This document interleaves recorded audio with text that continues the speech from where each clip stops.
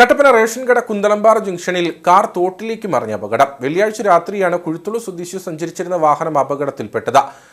പാതയിലുള്ള വളവിൽ നിയന്ത്രണം നഷ്ടമായ വാഹനം ഡിവൈഡറിലും കലുങ്കിലും ഇടിച്ച ശേഷം തോട്ടിലേക്ക് പതിക്കുകയായിരുന്നു. കഴിഞ്ഞ ദിവസം രാത്രിയിലായിരുന്നു അപകടം നടന്നത്.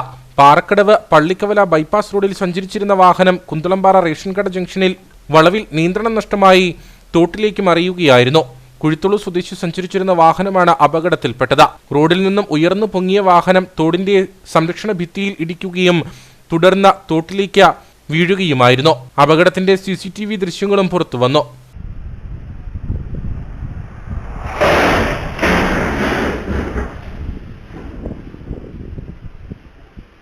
വാഹനം അപകടത്തിൽപ്പെട്ടതിന്റെ ശബ്ദം കേട്ടെത്തിയ നാട്ടുകാരാണ് രക്ഷാപ്രവർത്തനം നടത്തിയത്.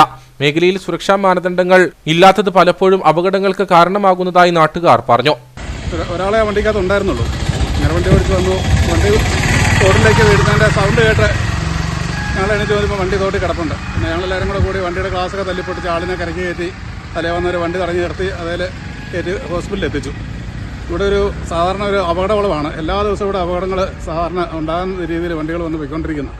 ഇവിടെ ഒരു കമ്പില്ല, മറ്റേ യാതൊരു സിഗ്നലും ഇല്ല. രണ്ട് സൈഡിൽ നിന്ന് വണ്ടി നല്ല സ്പീഡിൽ വരും. ഇവിടെ ആ വളവ് ഒരു അപകട വളവാണത്. ഇവിടെ ഈ അപകടത്തിന് എന്തെങ്കിലും ഒരു മുന്നറിയിപ്പ് ഇവിടെ എന്തെങ്കിലും ഒരു അപകട മുന്നറിയിപ്പ് വെക്കേണ്ടത് അത്യാവശ്യമാണ്. തമിഴ്നാട്ടിൽ നിന്നും ശബരിമല തീർത്ഥാടകരുടെ വാഹനം പാറക്കടവിൽ നിന്നും ഇതുവഴിയാണ് കടന്നു പോകുന്നത്. സീസൺ ആരംഭിച്ചതോടെ പാതയിൽ തിരക്കും വർദ്ധിച്ചിട്ടുണ്ട്. ഈ സാഹചര്യത്തിൽ സുരക്ഷാ മാനദണ്ഡങ്ങളുടെ കുറവ് വലിയ ഭീഷണിയാണ് ഉയർത്തുന്നത്. സ്കൂൾ വിദ്യാർത്ഥികളടക്കം നിരവധി കാൽനട യാത്രക്കാരും ആശ്രയിക്കുന്ന പാത കൂടിയാണിത്.